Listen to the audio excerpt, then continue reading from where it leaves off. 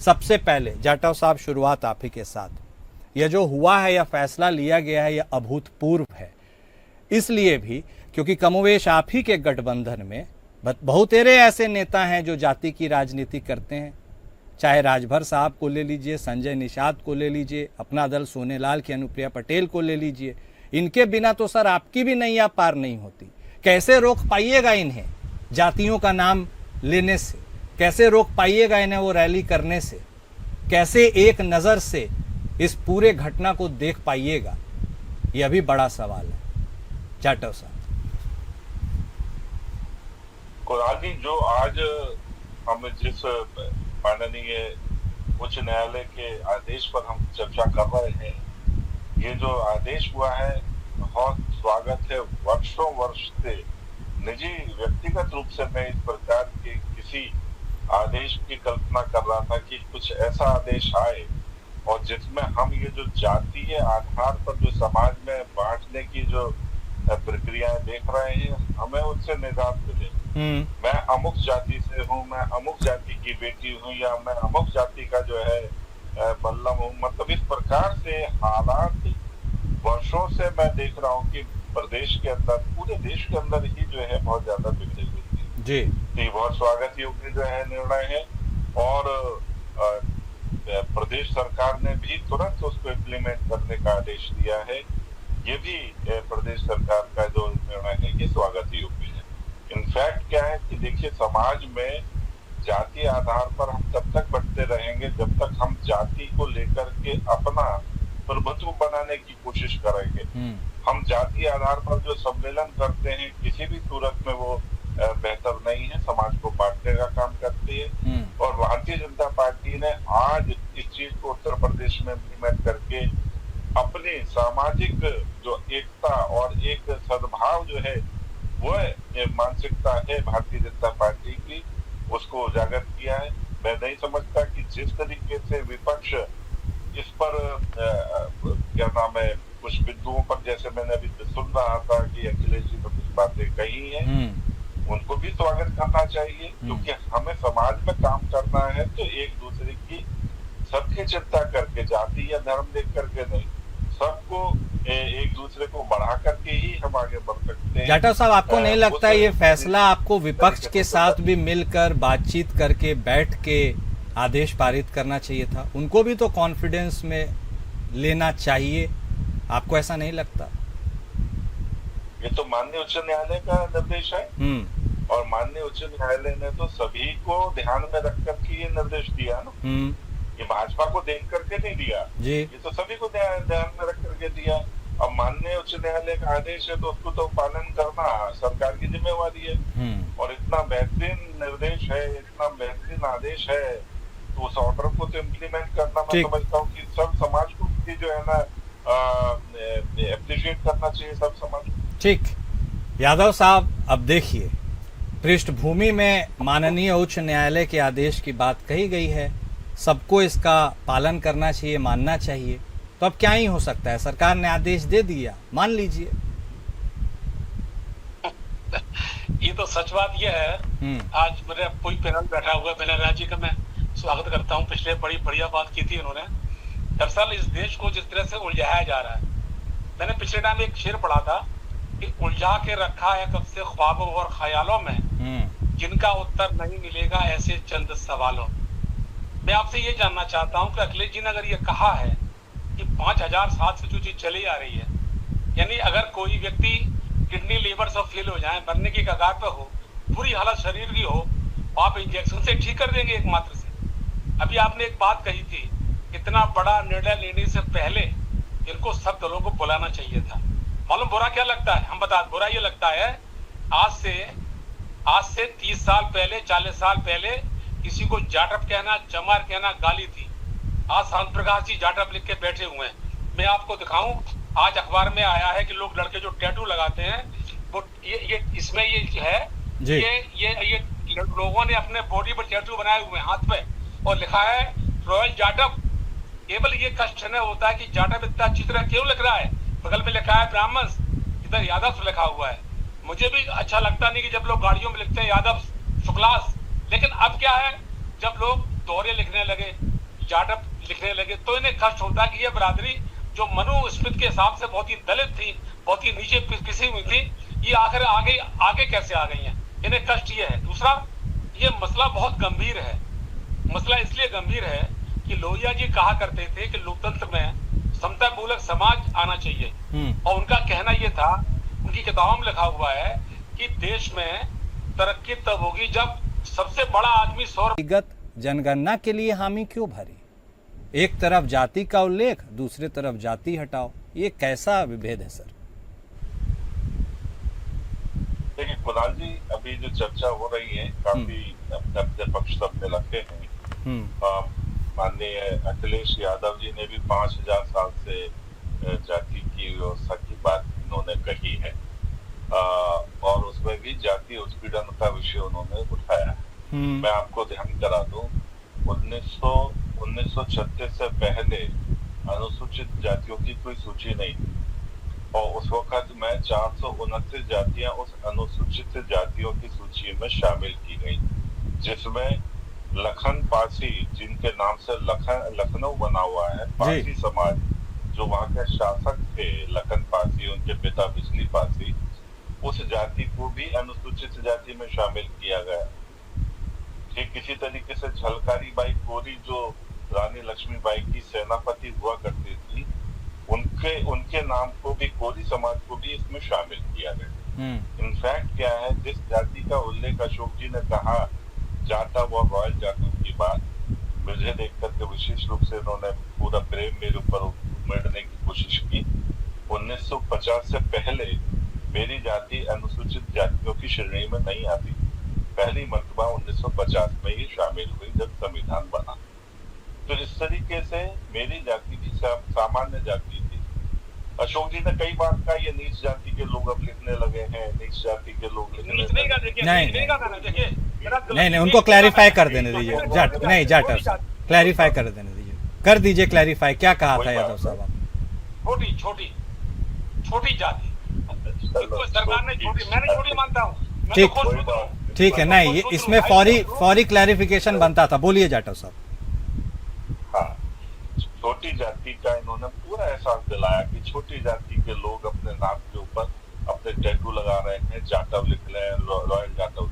यही समस्या है। मैंने बताया 1950 से पहले मेरी जाति सामान्य जाति थी, और आज जो है मेरी जाति जो है वो छोटी जाति होगी। कुछ लोग नीच जाति भी बोलते हैं, मगर मेरे घर में परिवार में तमाम IAS ऑफिसर हैं, PCS अधिकारी हैं, और वो कई लोग तो ऐसे हैं जिन्होंने किसी आरक्षण से है। मेरे पिता स्वयं IAS हैं और बगैर किसी आरक्षण से वो जो है टॉपर रहे अलीगढ़ के जी। तो इस तरीके से ये बात कहना ठीक है। मैं समझता हूँ कि मैं 2010 के बाद जाटव लिखना मैंने शुरू किया। क्यों लिखना शुरू किया? मुझे ऐसा महसूस हुआ कि समाज मेरे नाम के आगे जाति ना लिखने के बाद फिर कुछ लोग हैं जो सोचते हैं कि भाई कौन। नहीं जाटव साहब, देखिए हर किसी की जाति, मैं तो उस चक्कर में नहीं, हर किसी की जाति अपने आप को गर्व देती है। इंसान को गर्व करना चाहिए अपनी जाति पर। महत्वपूर्ण बात है, पूरी सुन लो। बोलिए। महत्वपूर्ण बात है, बार नहीं कही जाती। बोलिए। तो 429 जातियां जो है ये 1935 में शेड्यूल में शामिल हुई।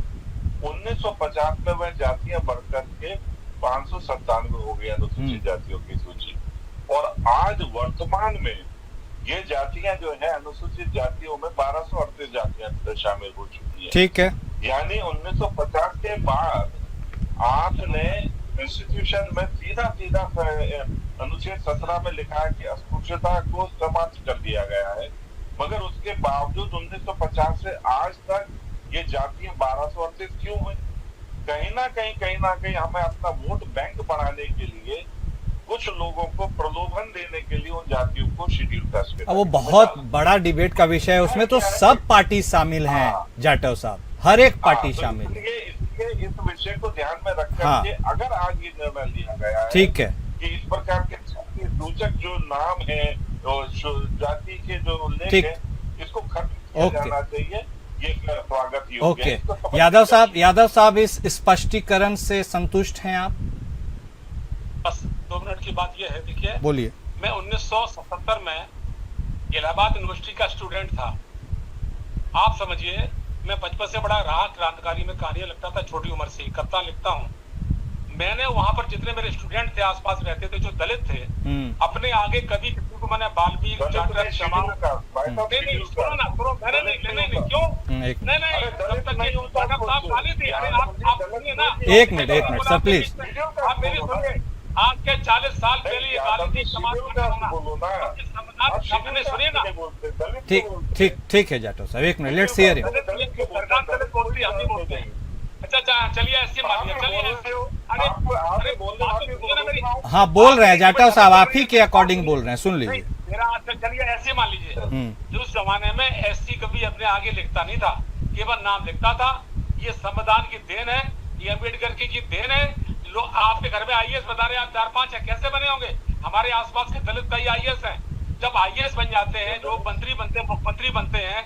अभी जो लड़की थी व्योमिका, वो दलित जात की है, एससी है, जिसने गोले बरसाए थे। तो अब दरअसल जब ये सम्मान, देखिए बात सुनिए, देखिए अब जब लोग,